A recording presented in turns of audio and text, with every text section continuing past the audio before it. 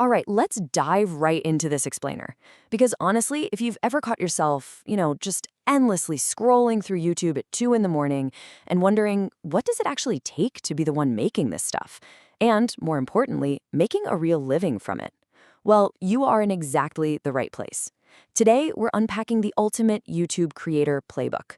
We're totally moving past the guesswork here and looking at the exact step-by-step systems that highly successful creators use to build what's essentially an evergreen digital asset online.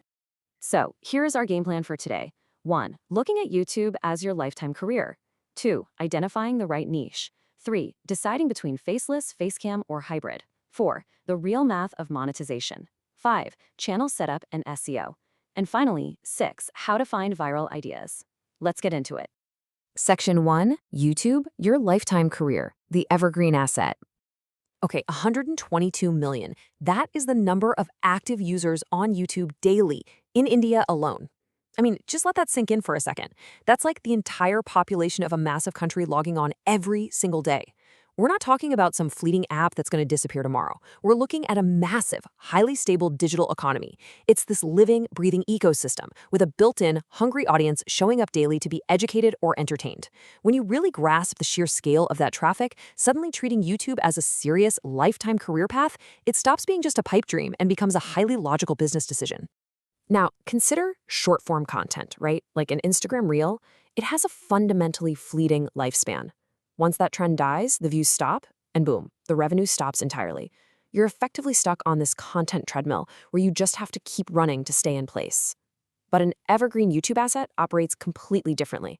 You could upload a meticulously researched, high-quality piece today, and the algorithm might literally still be serving it to new viewers and paying you passive income 5, maybe even 10 years from now. It's crazy. You aren't just making disposable content, you're building highly valuable digital real estate that actually compounds over time. Moving on to Section 2, identifying the right niche, the sweet spot. So finding that absolute sweet spot requires a pretty strict 3-step formula. Step 1, identify your passion or interest. Look, YouTube is a marathon. If you don't actually care about the topic, your audience is going to sense that lack of enthusiasm right away. And honestly, you'll probably quit when the production grind gets tough. Step 2, find the market demand.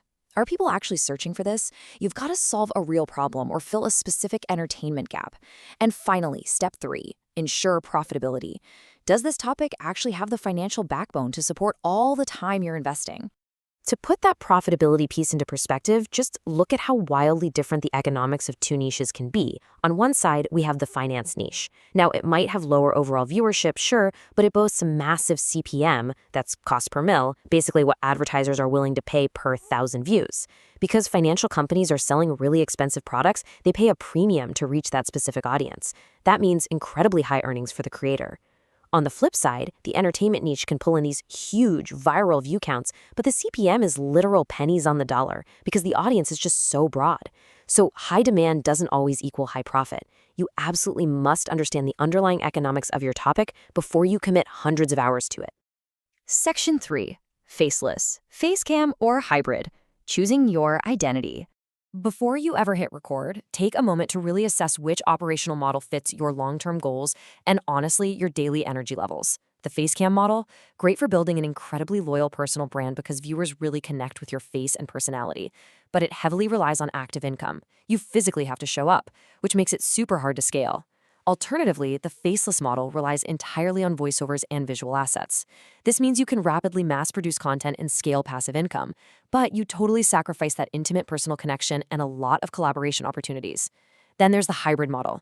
This gives you a balanced approach, mixing a personal brand with heavy automated production, but fair warning, this route demands a much more complex, multifaceted workflow. Section 4, the real math of monetization, beyond AdSense. First up, let's establish the baseline of how AdSense actually works. Whenever a standard pre-roll or mid-roll ad plays during your content, the platform takes a 45% cut of the revenue, and you, the creator, take home 55%. It's a really transparent, solid system that naturally scales as your views go up. And a lot of beginners fixate entirely on this number, assuming it's the main way creators build wealth. But if you think this 55% cut is the whole story, you are missing out on a much, much larger financial picture. Because here is the real open secret of the creator economy. Sponsorships, brand deals, and affiliate marketing make up the lion's share of actual income. The source material highlights this staggering real-world example where baseline ad revenue brought in a, relatively modest sum, but targeted brand sponsorships multiplied that baseline income by 4 or 5 times in the exact same month. Direct brand deals are the true financial engine of a successful channel operation. AdSense, that's really just the tip of the iceberg. All right, Section 5, Channel Setup and SEO, Building the Foundation. When it comes to naming your channel, there are some strict, pretty much non-negotiable branding rules you need to follow. First, avoid numbers. People just don't remember them well, and honestly, they instantly make a channel look kind of amateur or even spammy. Next, absolutely no special characters like underscores or dashes. They actively hurt your searchability when people try to look you up. Keep the name to a maximum of 2 words if you can. And above all else, make it easy to pronounce and remember. You are building a recognizable media brand here, not creating a complex Wi-Fi password. Now here is a fantastic little insider tactic from the source material for your initial setup phase. Always start with a brand new, dedicated email account when setting up your channel. Why? Well, algorithms absolutely thrive on pristine data. By starting totally fresh, you signal clean, highly focused niche data straight to the platform. You completely avoid mixing in any of that messy, random watch history from your personal browsing accounts, which can actually give your new channel a nice initial algorithmic boost. Bottom line, keep your business identity strictly separate from your personal entertainment. Section 6. How to find viral ideas. Mastering the algorithm. Listen, you cannot just rely on guessing what the audience wants. Professional producers use data-driven tools. Google Trends is absolutely essential to help you ride the wave of what's happening in the global conversation right now. Then there's Answer the Public, which literally reveals the exact verbatim questions real people are typing into search engines today. Tools like vidIQ offer an AI coach and let you ethically track the metadata of your direct competitors. And finally, you use the platform itself to manually search for content gaps. Let's actually define that last concept because uncovering a content gap is pure gold for a creator. A content gap is a highly searched topic or specific question that currently lacks high-quality, relevant results.